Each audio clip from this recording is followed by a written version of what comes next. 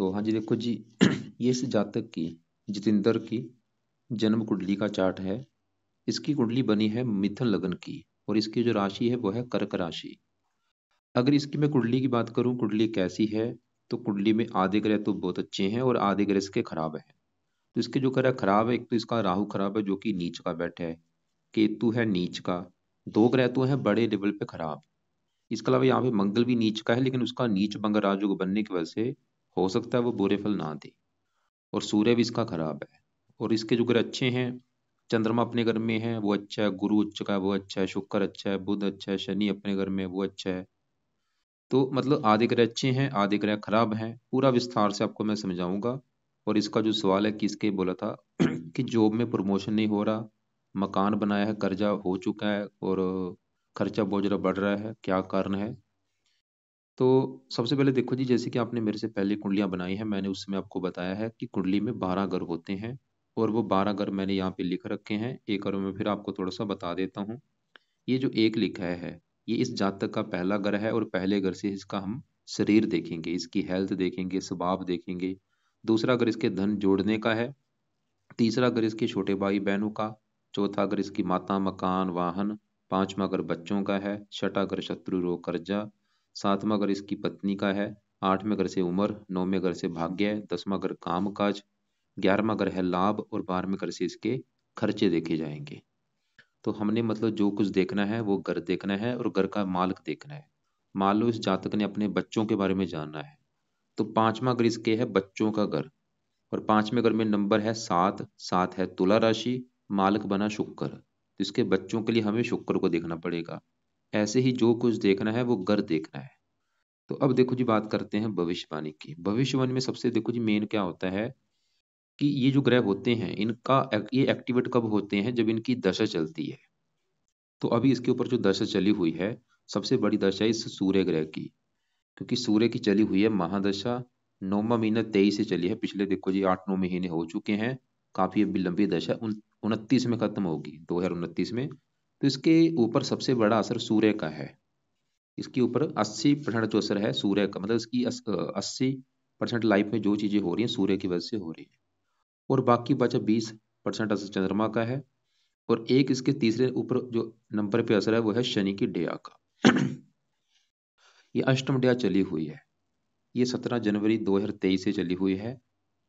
तो मैं एक बार फिर रिपीट करता हूँ मैंने क्या बोला कि जातक के जितेंद्र के जीवन में जो कुछ हो रहा है उसका बड़ा कारण है सूर्य की दशा। दूसरा थोड़ा सा छोटा सा कारण है चंद्रमा की दशा।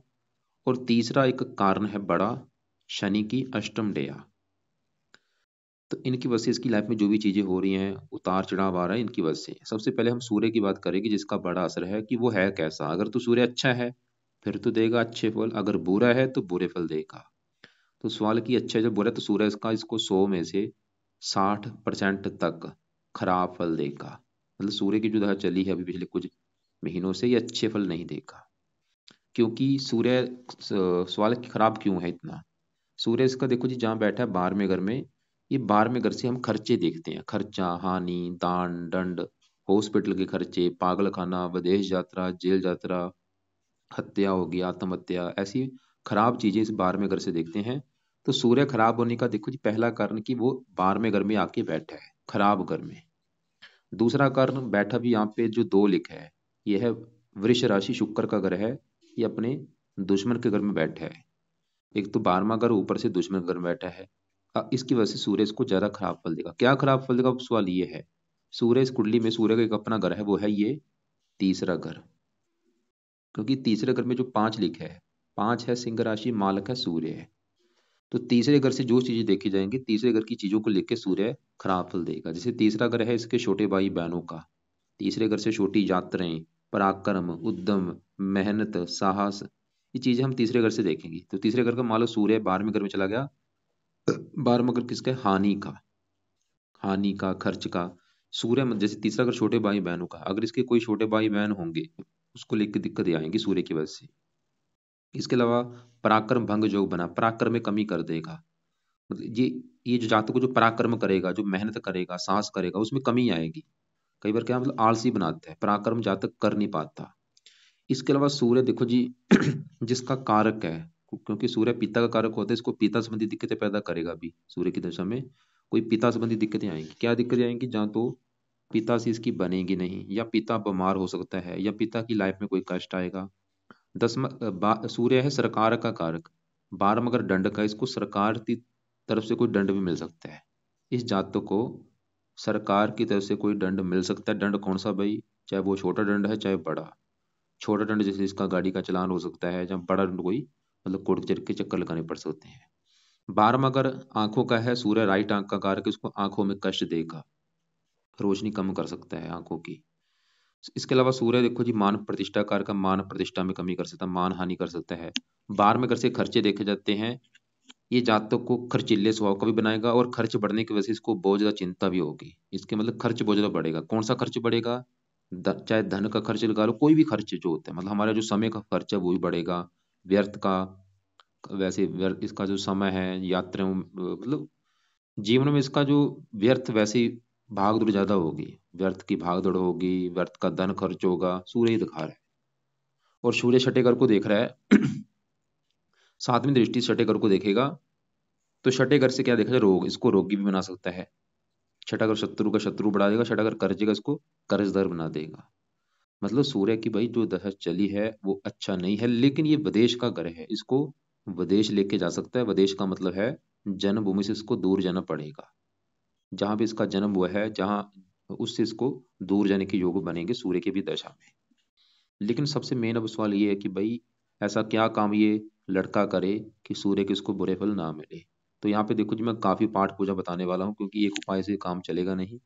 तो पहला जो काम इस जातक ने करना है वो है सूर्य के मंत्र एक बार सबसे पहले तो पूरे करे। 7,000 संकल्प लेके, 7,000 चाहे इसको 4 गुना ज्यादा भी कर सकता है।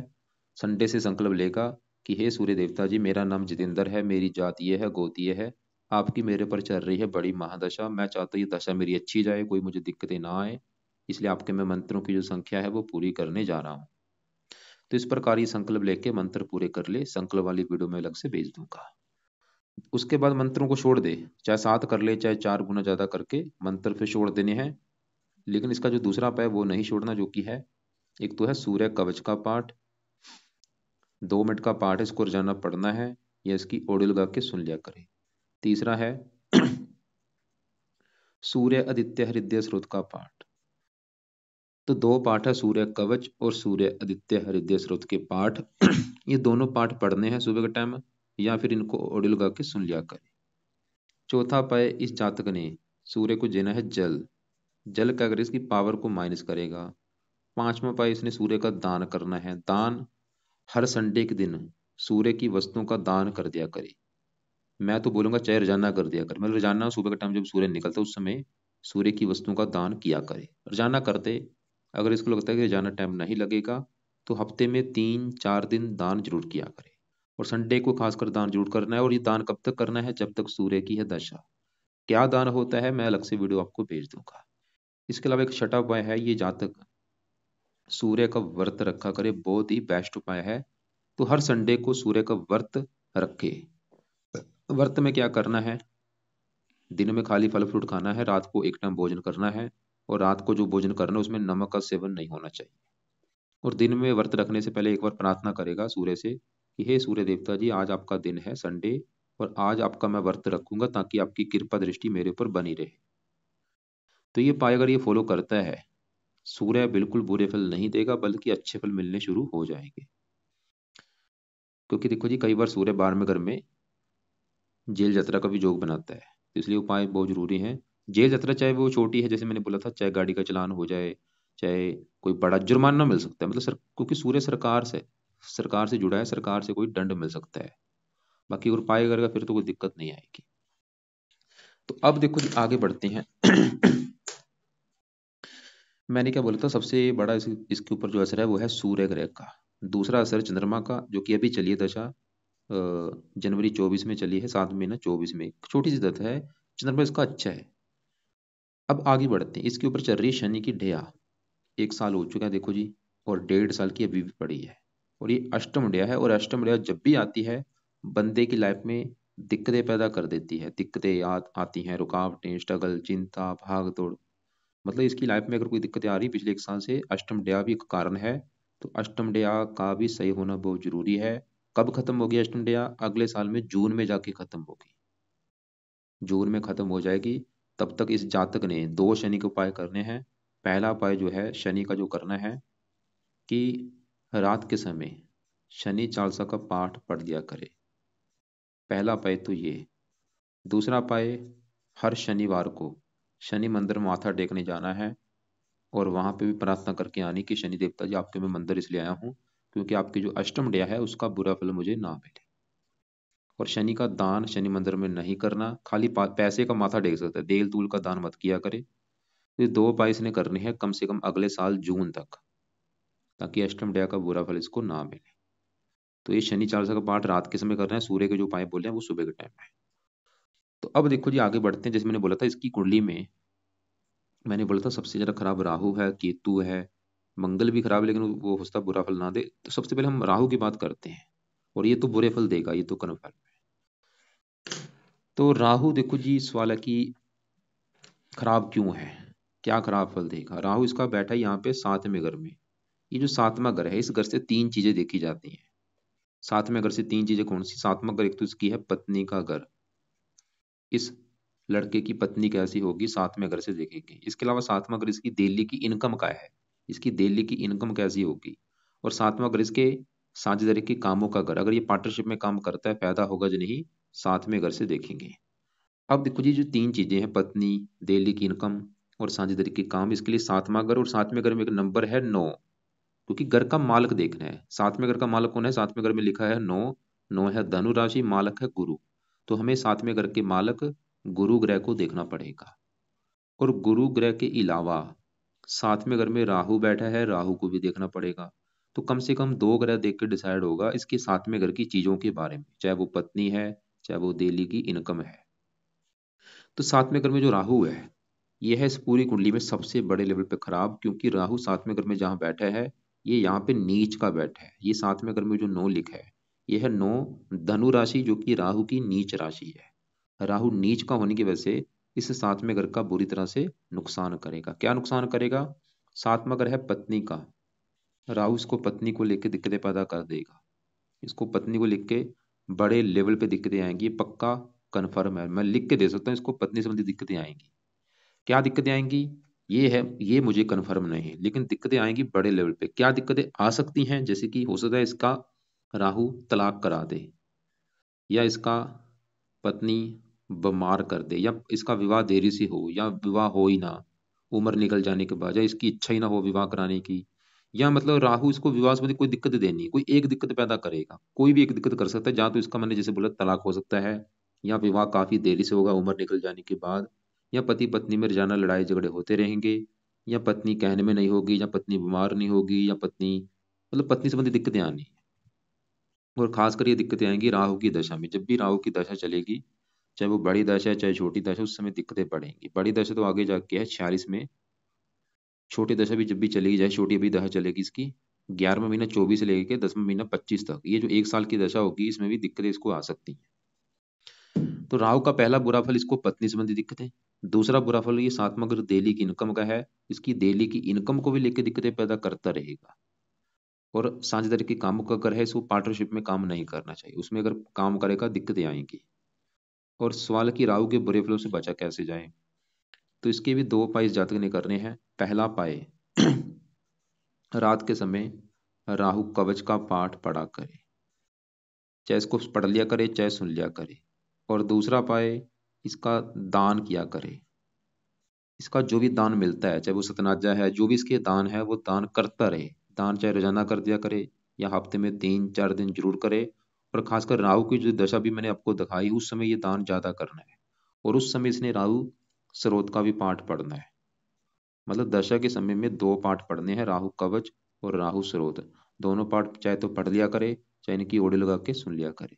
अभी खलाल खाली कवच का पाठ पढ़ ले, लेकिन दशा के समय में दोनों पाठ पढ़ने हैं। और दान कोशिश करे जाना करे, या हफ्ते में 4-5 दिन जरूर करे। लेकिन आपको मैंने अभी क्या बोला था कि पत्नी का सुख देखना है, तो 2 ग्रह देखने पड़ेंगे, राहु और गुरु को।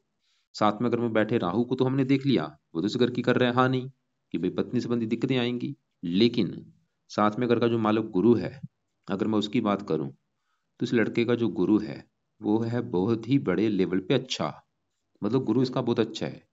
तो गुरु क्यों अच्छा है? गुरु देखो जी कहाँ बैठा है कुंडली के दूसरे घर में। और यहाँ पे देखो गुरु के साथ ही मंगल भी है, चंद्रमा भी है, तीन ग्रह इसके बैठे हैं दूसरे घर में। और ये दूसरा घर है किसका? दूसरा घर है इस लड़के के धन जोड़ने का घर। ये लड़का जो धन जोड़ेगा दूसरे घर से देखेंगे। दूसरा घर इसका परिवार भी है, परिवार कैसा होगा। और दूसरा घर इसकी वाणी का भी है। अब देखो जी इन तीन चीजों के लिए हमें दूसरे घर को देखना पड़ेगा और दूसरे घर का जो मालक है, क्योंकि घर का मालक देखना होता है। तो दूसरे घर में एक नंबर है चार, चार है कर्क राशि, मालक है चंद्रमा। तो दूसरे घर के मालक हमें चंद्रमा को देखना पड़ेगा दूसरे घर की चीजों को देखने के लिए। और चंद्रमा कहाँ बैठा है? इसी दूसरे घर में, अपने ही घर में बैठा है। मतलब इसका जो चंद्रमा है वो है बहुत ही बड़े लेवल पे अच्छा। क्योंकि चंद्रमा दूसरे घर का मालक दूसरे घर में ही बैठा है, चंद्रमा ये दिखा रहा है कि ये लड़का काफी महाधनी होगा। क्योंकि धन का मालक चंद्रमा अपने घर में बैठा है। चंद्रमा तो ये दिखा रहा है कि लड़का धनी होगा, काफी इसका बैंक बैलेंस होगा, इसके पास धन की कमी नहीं रहेगी, काफी ये धन जोड़ेगा। चंद्रमा ये दिखा रहा है। और दूसरा अगर परिवार के, इसको पारिवारिक सुख अच्छा मिलेगा। दूसरा अगर वाणी के, इसकी वाणी अच्छी होगी। चंद्रमा ये दिखा रहा है। तो हमने चंद्रमा देखा वो तो अच्छा है। अब इसी घर में साथ में गुरु बैठा है। सवाल कि गुरु कैसे है? तो गुरु भी बड़े लेवल पे अच्छा है। क्योंकि गुरु दूसरे घर में यहाँ पे उच्च का होके बैठा है। ये जो चार है गुरु की है उच्च राशि। और उच्च के ग्रह बहुत अच्छे होते हैं। तो गुरु भी इस दूसरे घर का अच्छा कर रहा है कि इसको, लड़के को धनी बनाएगा, इसको परिवार का सुख अच्छा, वाणी अच्छी। और गुरु का जो अपना घर है वो है ये सातवां घर, जो कि है पत्नी का घर। मतलब पत्नी चलेगी धन के घर में। गुरु ही दिखा रहा है कि इसकी पत्नी के आने के बाद या तो इसको धन मिलना शुरू हो जाएगा, कोई ना कोई मतलब कारण होगा। या तो इसकी पत्नी धनी होगी, या वो इसको धन कमा के देगी, या उसके आने के बाद किस्मत में धन आना शुरू हो जाएगा। गुरु ये दिखा रहा है। और गुरु ये भी दिखा रहा है कि पत्नी का सुख अच्छा मिलेगा, भाई पत्नी अच्छी होगी, गुरु ये दिखा रहा है। और गुरु इस कुंडली में इस घर का भी मालिक है, दसवें घर का, जो कि इसका है काम काज का घर। ये जातक जो भी काम काज करेगा दसवें घर से, दसवें घर में 12 लिखा है जो कि है मीन राशि, मालक गुरु। तो दसवें घर का मालक गुरु उच्च का बैठा, गुरु ये भी दिखा रहा है कि इसको काम काज का सुख अच्छा मिलेगा। दसवां घर पिता का, पिता से धन मिलेगा। दसवां घर सरकार का, सरकार से धन मिलेगा। खासकर गुरु की दशा बहुत अच्छी होगी। मतलब दशा देखनी बहुत जरूरी है। मैं फिर बोलूंगा इन ग्रहों का असर दशा में बढ़ जाता है। दशा इसकी जैसे चलेगी 64 में लेके, ये छोटी दशा जब आएगी 10वां महीना 25 से 8वां में, इसमें धन आएगा। अब देखो जी मैं एक बार फिर रिपीट करता हूँ, मैंने क्या बोला था कि पत्नी के लिए दो ग्रह देखने पड़ेंगे, राहु और गुरु को। हमने राहु को देखा वो इस घर की कर रहा है हानि। लेकिन गुरु को देखा जो कि साथ में घर का मालिक है, वो तो अच्छा है, वो तो ये दिखा रहा है कि पत्नी का सुख अच्छा है। लेकिन राहु ये दिखा रहा है कि पत्नी संबंधी आएंगी दिक्कतें। अब देखो जी आप कन्फ्यूज हो जाएंगे किसकी माने, इसकी माने गुरु की या राहु की माने। तो दोनों ग्रह अपना असर देंगे। राहु तो ये दिखा रहा है कि पत्नी से लड़ाई झगड़े होंगे, जहां तक कि तलाक होने तक इसकी नौबत आ चुकी है। मान लो इसका यहाँ पे कंडीशन आ चुकी है, तलाक होने तक नौबत आ चुकी है। लेकिन गुरु की मेहरबानी की वजह से क्या होगा, तलाक होते होते इसका रुक जाएगा। मतलब गुरु फिर भी अपना असर देगा। लेकिन फिर भी देखो जी राहु का बड़ा असर इसको, मतलब इसके ऊपर जो असर होगा ज्यादा वो राहु का होगा। क्योंकि राहु बैठा है इस घर में, इस घर का जो मालिक है वो कहीं दूसरे घर में उच्च का बैठा है। तो राहु अपना असर जरूर देगा, खासकर अपनी दशा में, जब इसकी दशा आगे आएगी। लेकिन अगर उपाय कर लेगा दिक्कतें नहीं आएंगी। तो हमने देखो जी यहाँ पे दूसरे घर में बैठे चंद्रमा को देखा वो अच्छा है, गुरु देखा वो अच्छा है, गज गज केसरी योग भी बना हुआ है। अब इसी घर में दूसरे घर में मंगल बैठा है। सवाल कि मंगल कैसा है? तो मंगल दूसरे घर में यहाँ पे जो चार है कर्क राशि है, जो कि मंगल की है नीच राशि। तो और नीच का ग्रह देखो जी अच्छा नहीं हुआ। जैसे आपका राहु नीच का है, केतु नीच का है, ऐसे ही मंगल भी नीच का है। तो मंगल ये दिखा रहा है कि भाई बुरे फल मिलेंगे। लेकिन अच्छी बात क्या है कि साथ में गुरु उच्च का है और साथ में चंद्रमा बैठा है, इसकी वजह से नीच भंग राजयोग बना हुआ है। वैसे तो 100% कन्फर्म है कि इस मंगल का बुरा फल नहीं मिलेगा, बल्कि बल्कि यहाँ पे एक राजयोग बन चुका है, क्योंकि नीच भंग हो चुका है। लेकिन फिर भी कई बार क्या होता है कि नीच पूरी तरह से भंग नहीं होता। मतलब थोड़ा बहुत अगर मान लो मंगल बुरा फल देता भी है तो बुरा फल इसने देना क्या था, सवाल ये है पहले। तो मंगल वैसे भी आप लक्षण देखना, अगर ये बुरा फल आपको मिल रहा है इसका मतलब वो बुरा फल मंगल दे रहा है। क्या बुरा फल था? मंगल इस कुंडली में इस छठे घर का है मालक। छठे घर में 8 लिखा है, 8 है वृश्चिक राशि, मालक है मंगल। छठा घर है इस लड़के के। छठे घर से रोग देखा जाता है, रोग हो गया, रोग, कर्जा, शत्रु, कोर्ट कचहरी, चोरी, ठगी, ये चीजें छठे घर से देखते हैं। और छठे घर का मालक कौन है? मंगल।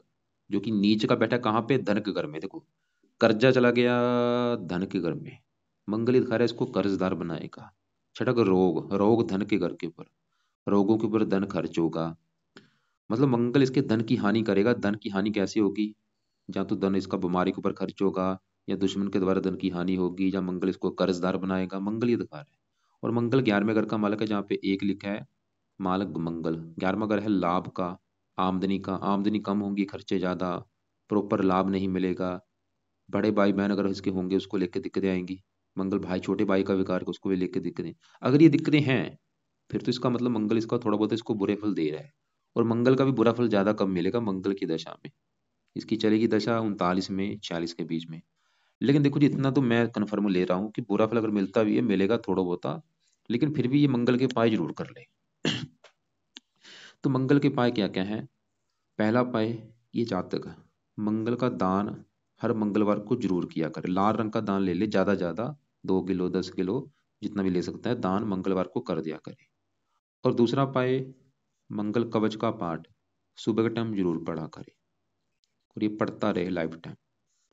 या फिर मंगल कवच की बजाय इसको छोड़ दे, पाठ को रहने दे, इसने पाठ करना है क्योंकि इसका आपने इसने सवाल बोला था कर्जा सर के ऊपर है। तो क्योंकि अगर कर्जा सर के ऊपर इसके होगा, वैसे कारण सूर्य भी है, लेकिन मंगल भी कर्जे का कारण, क्योंकि छठा घर कर्जे का है, और मंगल वैसे भी कर्ज का कारक होता है। तो मंगल का जो पाठ है वो है ऋण मोचन मंगल स्रोत का पाठ। ये जातक पाठ पढ़ा करे। ऋण मोचन मंगल स्रोत का पाठ जो है उस जातक ने सुबह के टाइम पढ़ना है, ज्यादा से ज्यादा, मतलब 2 पाठ 3 पाठ 4 पाठ उनको पढ़ा करे। तो मंगल के 2 उपाय बने बोले, मंगल को मंगलवार को मंगल का दान करना है, और ऋण मोचन मंगल स्रोत का पाठ पढ़ना है। इसकी वजह से इसका कर्जा उतरेगा, धन की हानि नहीं होगी। बाकी यहाँ पे 8वें घर में शनि की अगर मैं बात करूँ, वो यहाँ पे अपने घर में बैठा है, उम्र इसकी लंबी कर देगा, बहुत ही ज्यादा इसकी उम्र बहुत ज्यादा लंबी होगी। अपने परिवार में सबसे लंबी उम्र का होगा ये, क्योंकि 8वें घर से उम्र देखी जाती है। 8वें घर में 10 लिखा, 10 मकर राशि, मालक कौन बना, शनि, अपने ही घर में बैठा है, उम्र लंबी कर देगा। और शनि इस घर का भी मालक है 9वें घर का, भाग्य घर का, इसको भाग्यशाली भी बनाएगा। भाग्य वैसे इसका जन्मभूमि से दूर जाके साथ देगा। पहले घर में शुक्र केतु बैठे हैं, केतु की बात करें वो भी यहाँ पे नीच का है, खासकर अपनी दशा में पहले घर को करेगा खराब। पहला घर इसका है शरीर, सेहत, स्वभाव, रंग रूप, पर्सनैलिटी। तो केतु अपनी दशा में हेल्थ खराब कर देगा, हेल्थ को लेकर दिक्कतें आएंगी बहुत सारी। और पहले घर में शुक्र, शुक्र अच्छा है। 5वें घर का मालिक संतान घर का, संतान सर के ऊपर बुध की राशि है, मित्र राशि, संतान के लिए अच्छा है, पढ़ाई के लिए अच्छा है, बुद्धि के लिए अच्छा है। शुक्र फिलहाल अच्छा है क्योंकि योग कारक भी है, लेकिन केतु के साथ थोड़ा सा बैठने की वजह से उसके अच्छे फल में कमी आ जाएगी। तो केतु के लिए क्या करे, केतु का दान जरूर करे, जो कि है कुत्तों को रोटी जरूर डाला करे, रोजाना कुत्तों को रोटी डाला करे।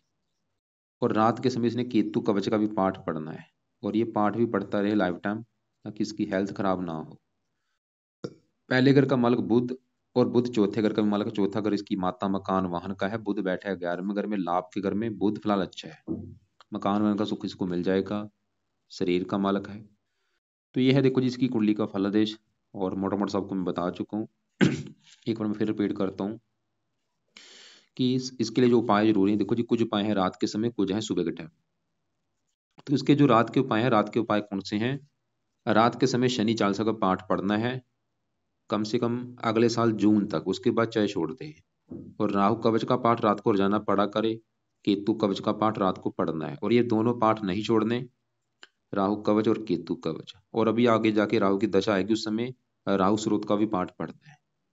और राहु का भी दान किया करे, लाइफ टाइम के लिए दान करना है। और केतु का भी दान कुत्तों को रोटी लाइफ टाइम के लिए डाला करे। और जब तक शनि की अष्टम डेया है तब तक शनि मंदिर भी जाया करे। और सुबह के टाइम अभी संडे से पहले सूर्य के मंत्र एक बार पूरे कर ले, उसके बाद सूर्य कवच का पाठ और सूर्य आदित्य हृदय स्रोत का पाठ इसने रोजाना सुबह के टाइम पढ़ना है, या इनको सुन लिया करे। सूर्य को जल देना है रोजाना, सूर्य का दान चाहे रोजाना करे चाहे संडे को जरूर किया करे। और सूर्य का व्रत भी रख सकते हैं, रखा करे। लेकिन अगर इसको लगता है कि मैंने कभी व्रत नहीं रखा, चाहे रहने दे। और मंगल का दान हर मंगलवार को करना है, और ऋण मोचन मंगल स्रोत का पाठ सुबह के टाइम पढ़ लिया करे। तो ये चीज अगर फॉलो करता है, एक और रतन कौन सा दान कर सकता है, ये रतन गुरु का पुखराज धारण कर सकता है। पीला पुखराज लेके इसने 9.25 रत्ती का लेना है, उसको राइट हैंड की पहली उंगली में धारण करना है, सोने में या पित्तल में जड़वा लेना है, और शुक्ल पक्ष का जो पहला गुरुवार होगा उस दिन इसे धारण कर देगा। और धारण करने से पहले कच्चे दूध में या गंगा जल में धो के धारण कर देना है। पीले कपड़े ज़्यादा पहना करे, सफ़ेद कपड़े ज़्यादा पहना करे, लाल कपड़े बिल्कुल बंद कर दे, नीले कपड़े बिल्कुल बंद कर दे। नीले लाल कपड़े बिल्कुल नहीं पहनने, या पहन सकता है कम यूज़ किया करे। और कौन से ज़्यादा पहने? पीले ज़्यादा पहने, वाइट ज़्यादा पहने, सभी कपड़े वैसे पहन सकता है, बस नीले और लाल कपड़े कम यूज़ किया करे। बाकी देखो जी, इसकी अगर पूरी कुंडली का निचोड़ निकालो कुंडली कैसी है, तो इसको जो सबसे बड़ी दिक्कत आएगी, इसको आएगी कि तुम मैरिज लाइफ में दिक्कत आएगी इस राहु की वजह से। अगर अभी कोई दिक्कत है तो कारण है राहु। अगर इसकी हेल्थ खराब होती है, कारण शुक्र केतु है। धन की हानि हो रही है, धन खर्च हो रहा है, कर्जा सर के ऊपर है, तो उसका कारण दो हैं, एक तो मंगल कारण है, दूसरा सूर्य है। बाकी देखो जी, फिर भी इसके जो सवाल हुए, ये जातक कॉल करके मुझे पूछ लेगा, कॉल मुझे कर ले दोपहर 1-2 के बीच में या शाम 6-7 के बीच में।